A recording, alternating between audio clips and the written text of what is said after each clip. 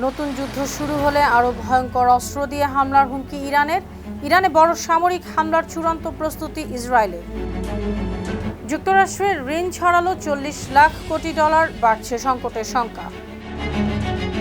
রাতভর রুশ ক্ষেপণাস্ত্র হামলায় কিয়েভে নিহত 12, এল নিনোর প্রভাবে তীব্র খরা, শ্রীলঙ্কায় পানির সংকট।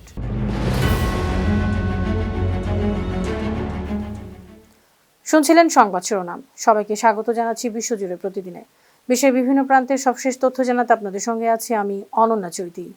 যুক্তরাষ্ট্রে মোট সরকারি ঋণ 40 ট্রিলিয়ন বা 40 লাখ কোটি ডলার ছাড়িয়েছে। দেশটির ইতিহাসে এটি সর্বোচ্চ পরিমাণ ঋণ। সামাজিক নিরাপত্তা কর্মসূচি ও সুদ পরিশোধ করতে গিয়ে দেশটির খরচ হু করে বাড়ছে। সেই তুলনায় রাজস্ব অনেক কমেছে। এ কারণে দেশটিতে বড় ধরনের আর্থিক সংকটের আশঙ্কা দেখা দিয়েছে। যুক্তরাষ্ট্রের অর্থ মন্ত্রণালয়ের সর্বশেষ দৈনিক নগদ অর্থ ও ঋণ স্থিতি বিবরণীতে জানা গেছে, গত মঙ্গলবার পর্যন্ত দেশটির সরকারি ঋণ হয়েছে 40.047 ট্রিলিয়ন বা 40,04,700 কোটি ডলার। এর মধ্যে জনগণের কাছে থাকা ট্রেজারি সিকিউরিটিজের পরিমাণ 32.266 ট্রিলিয়ন ডলার, আর সরকারের বিভিন্ন সংস্থার ঋণ 7.782 ট্রিলিয়ন ডলার।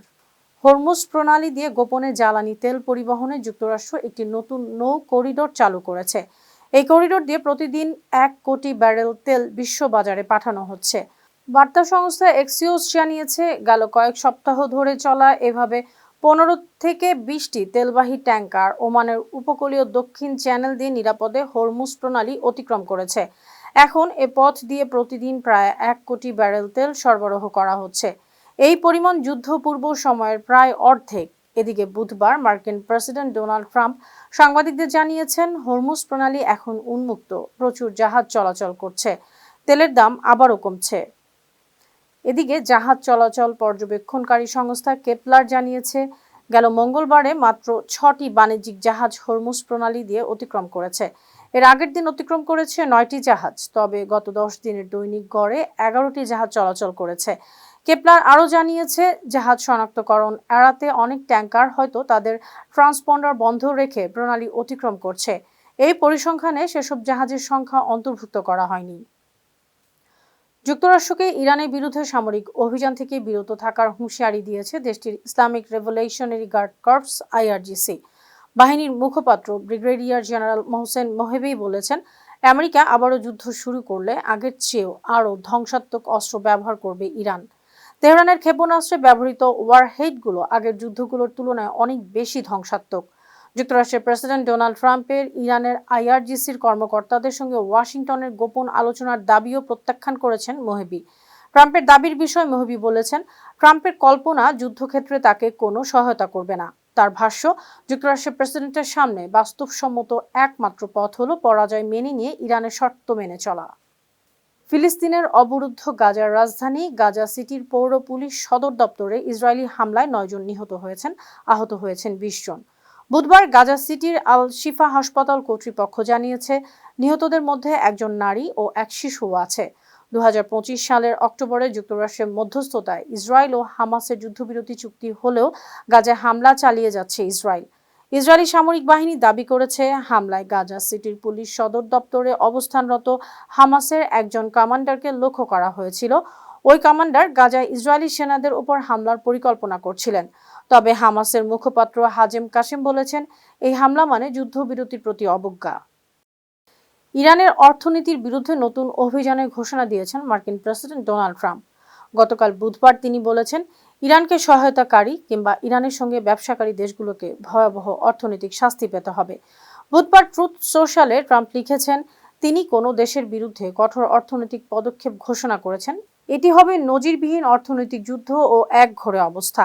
যেসব দেশ আর্থিকভাবে, ব্যবসায়িকভাবে, বিমানবন্দর দিয়ে কিংবা সরকারিভাবে ইরানকে সহায়তা দিবে, সেসব দেশকে ভয়াবহ অর্থনৈতিক পরিণতির মুখোমুখি হতে হবে। উল্লেখ্য, মার্কিন ট্রেজারি বিভাগ কয়েক মাস ধরেই ইরানের বিরুদ্ধে অপারেশন ইকোনমিক ফিউরি নামে একটি অভিযান চালাচ্ছে। ইসরায়েলের প্রধানমন্ত্রী বেনিয়ামিন নেতানিয়াহুর ঘনিষ্ঠ জন হিসেবে পরিচিত দেশটির রিজার্ভ মেজর জেনারেল উজি দায়ান জানিয়েছেন, ইরানের বিরুদ্ধে সম্ভাব্য আগাম হামলা চালানোর প্রস্তুতি নিচ্ছে ইসরায়েল। ইরান ইস্যুতে ইসরায়েল যুক্তরাষ্ট্রের ওপর পুরোপুরি নির্ভর করতে পারে না। সম্প্রতি টেলিভিশনে দেওয়া সাক্ষাৎকারে উজি দায়ান এসব কথা বলেন। তিনি আরও বলেছেন, ইসরায়েল এখন অস্তিত্ব রক্ষার যুদ্ধে আছে।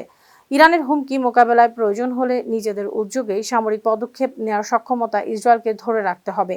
ইরানের বিরুদ্ধে আগাম হামলা চালানোর সম্ভাবনাও বিবেচনায় রেখেই প্রস্তুতি নিচ্ছে ইসরায়েল। উত্তর কোরিয়ার কাছে ৮০ থেকে ১২০টি পারমাণবিক ওয়ারহেড আছে, এমন অনুমান করছে দক্ষিণ কোরিয়া। দেশটির প্রতিরক্ষা মন্ত্রী আন গিউবেক বৃহস্পতিবার পার্লামেন্টারি কমিটিতে এ তথ্য জানিয়েছেন।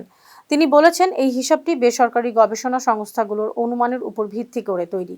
সংবাদ মাধ্যম আল আরাবিয়া এ খবর জানিয়েছে। এই পরিমাণ মার্কিন প্রেসিডেন্ট ডোনাল্ড ট্রাম্পের জানানো তথ্যের চেয়ে অনেক বেশি। সম্প্রতি ট্রাম্প জানিয়েছিলেন, পিংইয়ং এর কাছে ৫৭টি পারমাণবিক অস্ত্র আছে। উল্লেখ্য, ২০১৮ ও ২০১৯ সালে ট্রাম্প ও উত্তর কোরিয়া নেতা কিম কয়েকটি বৈঠক করেছিলেন, কিন্তু উত্তর কোরিয়ার বিরুদ্ধে নিষেধাজ্ঞা এবং পারমাণবিক কর্মসূচি নিয়ে বিরোধে আলোচনা এগোয়নি। ইউক্রেনের রাজধানী কিয়েভ ও আশপাশের এলাকায় রাতভর রাশিয়ার ক্ষেপণাস্ত্র হামলায় অন্তত ১২ জন নিহত ও ৩৩ জন আহত হয়েছেন। স্থানীয় সময় বৃহস্পতিবার ভোরে চালানো এ হামলায় আবাসিক ভবন, গুদামঘর, একটি শিশু হাসপাতাল ও শিক্ষা প্রতিষ্ঠান ক্ষতিগ্রস্ত হয়েছে। ধ্বংসস্তূপের নিচে আটকে পড়াদের উদ্ধারে অভিযান চালাচ্ছেন উদ্ধারকর্মীরা। হামলার কারণে কিয়েভ অঞ্চলের হাজারো পরিবার বিদ্যুৎহীন হয়ে পড়েছে। রাশিয়ার প্রতিরক্ষা মন্ত্রণালয় জানিয়েছে, ড্রোন তৈরির কারখানা ও গোলাবারুদের ডিপো লক্ষ্য করে হামলা চালানো হয়েছে। মধ্য আফ্রিকান প্রজাতন্ত্রের পশ্চিমাঞ্চলে ক্যামেরুন সীমান্তের কাছে জাম্বই এলাকার একটি অবৈধ স্বর্ণখনি ধসে অন্তত ১০৭ শ্রমিক নিহত হয়েছেন। বিবিসির প্রতিবেদনে জানানো হয়েছে, মঙ্গলবারের এ দুর্ঘটনায় অনেকে এখনো মাটির নিচে আটকা থাকায় মৃতের সংখ্যা আরও বাড়তে পারে। উদ্ধার কাজ অব্যাহত রয়েছে। আহতদের কাছাকাছি হাসপাতালে নেওয়া হয়েছে। প্রাথমিকভাবে ধারণা করা হচ্ছে, কাজের সময় ভূগর্ভস্থ কয়েকটি সুড়ঙ্গ ধসে এ দুর্ঘটনা ঘটে। স্থানীয় কর্তৃপক্ষ ঘটনাটির তদন্ত শুরু করেছে। ওই অঞ্চলে হাতে চালিত প্রথাগত খনি শিল্প স্থানীয় বাসিন্দাদের আয়ের প্রধান উৎস হলেও অনিরাপদ কাজের পরিবেশ এবং ভারী বৃষ্টির কারণে মাটি দুর্বল হয়ে প্রায়ই এমন দুর্ঘটনা ঘটে থাকে। এল নিনোর প্রভাবে তীব্র খরায় শ্রীলঙ্কার ৭ জেলার প্রায় ৭২,০০০ মানুষ পানির সংকটে পড়েছেন। বৃহস্পতিবার দেশটির এক জ্যেষ্ঠ কর্মকর্তা জানিয়েছেন, পরিস্থিতি মোকাবেলায় সরকার ট্রাকে করে দুর্গত এলাকায় পানি সরবরাহ করছে এবং এজন্য ৪৮০ কোটি শ্রীলঙ্কান রুপি বরাদ্দ দিয়েছে। দেশটির শত শত ছোট জলাধারে পানির স্তর নেমে এসেছে প্রায় ১০%। এতে খাবার পানির পাশাপাশি কৃষি ও বন্যপ্রাণীও ক্ষতিগ্রস্ত হচ্ছে। ইয়ালা ন্যাশনাল পার্কেও সৌর বিদ্যুৎ চালিত পাম্পের মাধ্যমে পানি সরবরাহ করা হচ্ছে। সুপ্রিয় দর্শক, এই ছিল আজকের বিশ্বজুড়ে প্রতিদিনের আয়োজনে। দেশ বিদেশে বিভিন্ন খবর নিয়ে আবার আপনাদের সামনে হাজির হব। সেই পর্যন্ত ভালো থাকুন, সুস্থ থাকুন, বাহান্ন টিভির সঙ্গে থাকুন। ধন্যবাদ।